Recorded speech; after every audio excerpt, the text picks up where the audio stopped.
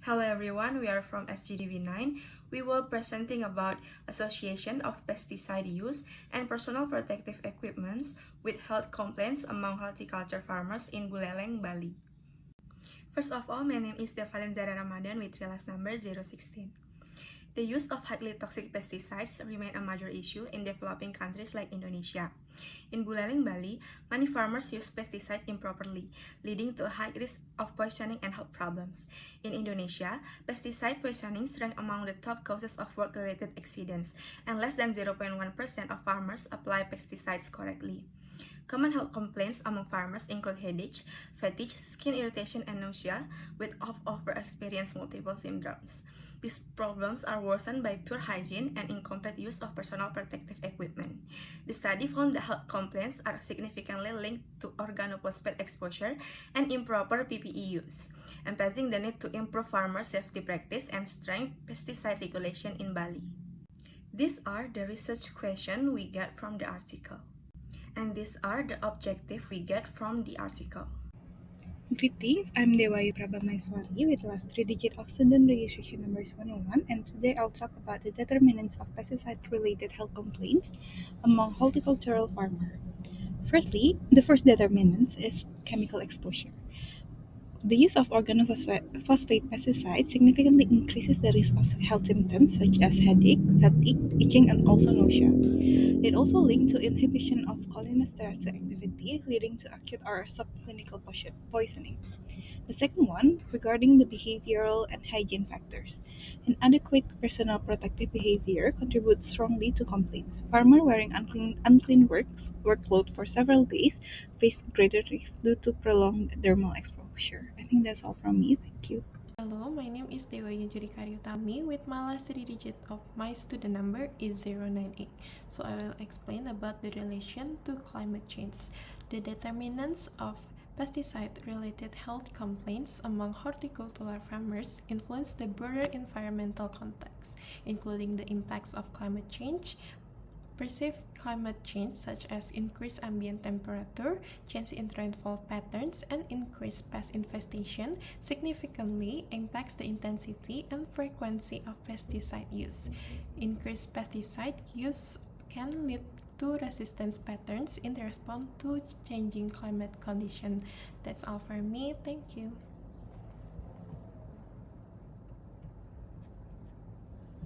Hello everyone, my name is Dinaria Sakura Kirani with my student number is 055, and I will present to you the natural history of pesticide-related health complaints among horticulture farmers. It is begun with exposure and primarily through dermal absorption and inhalation of toxic pesticide. This exposure often leads to acute health complaints such as headache, fatigue, nausea, itching or skin irritations, and respiratory issue. Over time, it progresses to chronic health issue due to the cumulative systemic damage that increasing risk of leukemia, Parkinson's disease, reproductive issues, and other chronic disease like hypertension or diabetes. That's all from me. The presentation will be continued by my partner. Thank you.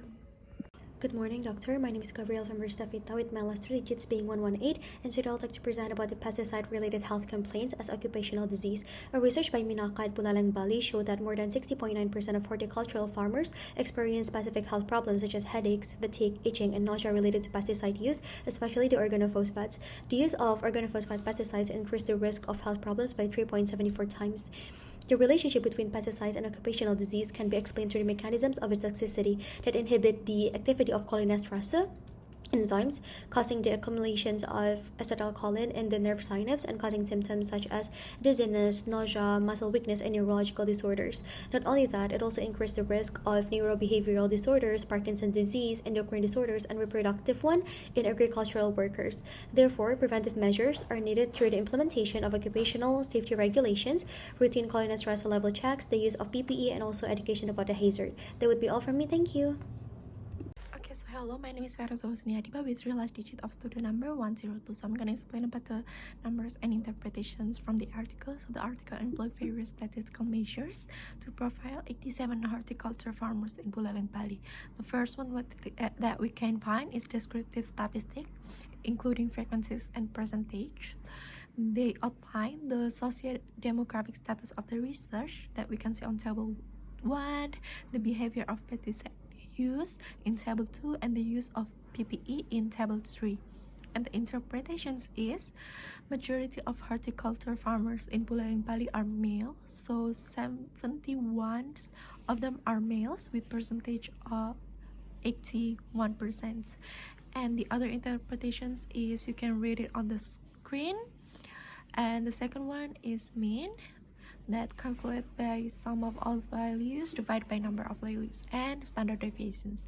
The mean is 4.2 days and the standard deviations is 2.4, that describe farmers who experience health complaints where they work close for an average of 4.2 days, and it varies between 1.8 until 6.8 days.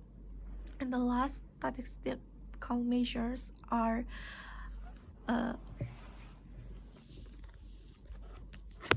the relationship between the use of organophosphate pesticides and health complaints that has p-value under 0.05 that found to be significant, and the AOR is 3.74 that suggests that farmers who use organophosphate pesticide were 3.74 times more likely to suffer from health complaints, and the 95% confidence intervals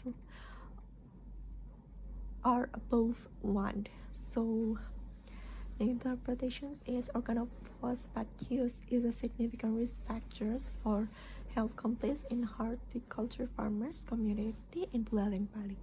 And the other remaining data you can see on the article. I guess that's all from me. Thank you so much. Hello everyone, my name is Gabriella Ferenina with the last 3 digits of my student number 081. I'm going to talk about the study design and method.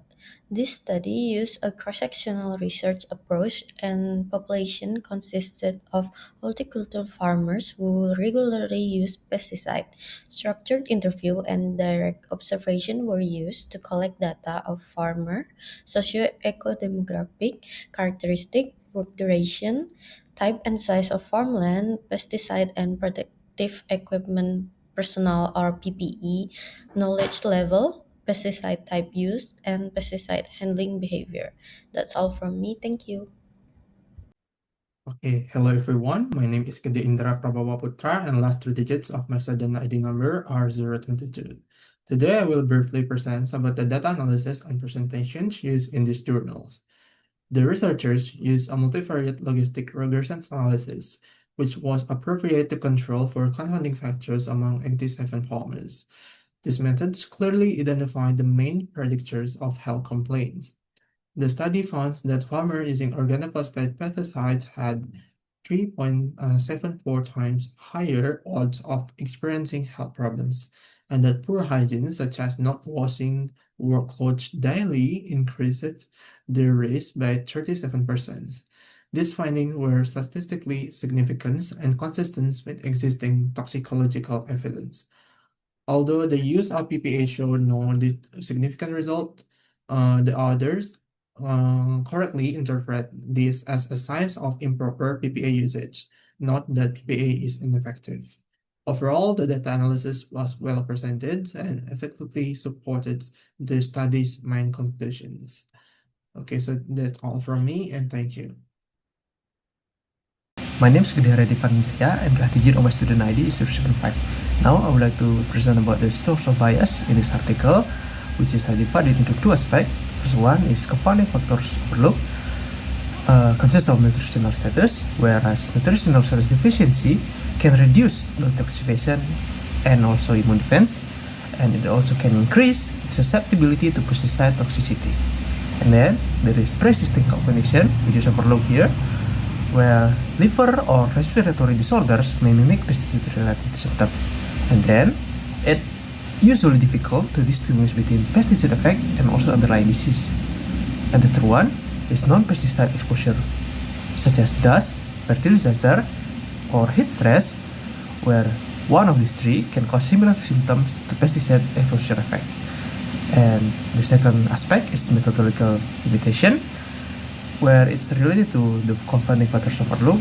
So I read lack of control for confounding variables as the first one, and then there is too heavy reliance on self-reported symptoms, and the last one is lack of biochemical confirmation. That's all from me. The next topic will cover by college. Please allow me to introduce myself. My name is Evrilla Deidree, and the 3-digit of my NIM number is 163. Today I'll be telling you about the potential outbreak detection in a study conducted by Minaka, Sawitri, and Wirawan in Buleleng Regency, Bali. Among 87 horticultural farmers surveyed, 60.9% reported characteristic pesticide symptoms such as headache, fatigue, itching, and nausea occurring within the same period. The temporal clustering and similarity of symptoms among respondents suggests the presence of a potential outbreak of pesticide exposure within the same agricultural community. This approach aligns with the World Health Organization's recommendation for early warning and response systems, which emphasizes utilizing community observations of health complaints as sensitive indicators for early detection of shifts in population health patterns. Therefore, community-based screening of health complaints can serve as a dual function, as a tool for individual-level health identification and as an early warning system for potential pesticide exposure outbreaks at the local level. That is all from me, thank you. Before I extend the presentation, allow me to introduce myself. My name is Husnia Andita, with the last 3-digit student number 233. Here I'll explain about pesticide-related health complaints surveillance system. So in the article, it is mentioned that a surveillance program does exist, namely the examination of cholinesterase levels in farmers by the Bali Provincial Health Office to determine the extent of pesticide poisoning. Unfortunately, however, these examinations are not conducted regularly and are only carried out in certain areas. Based on the Food and Agriculture Organization and World Health Organization compendium, the guidelines emphasize post-registration surveillance in the surveillance of pesticide use, which involves continuous monitoring of health and environmental impacts of pesticides. This includes incident reporting and monitoring, as well as field surveillance and monitoring of pesticide use. Incident reporting and monitoring involves data collection and analysis on poisonings and other adverse health events, which can act as a public health early warning system and provide information to determine risk management options and modify regulations, including changing or removing the type of pesticide used. This is relevant to the case discussed in the article because it is mentioned that 60.9% of farmers experience health complaints, but these incidents weren't well documented. Secondly is field surveillance and monitoring of pesticide use, which involves monitoring how pesticides are actually being used by farmers and workers in real-life practice, which can be useful in risk identification and prevention.